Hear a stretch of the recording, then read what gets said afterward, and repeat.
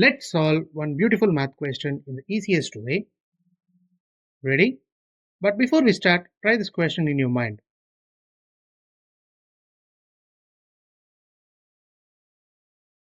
You got it?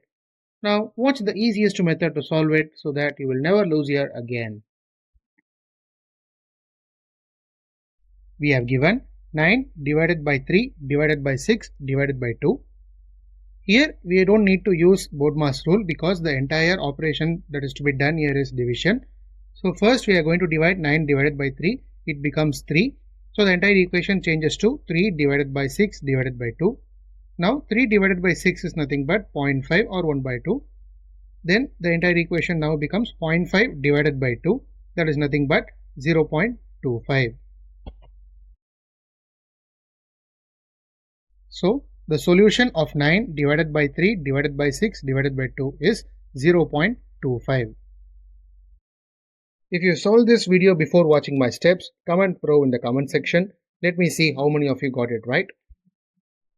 And if you found this video helpful, hit a like and share it to your friends, and don't forget to subscribe my channel. Thank you friends. We will meet in a new interesting video.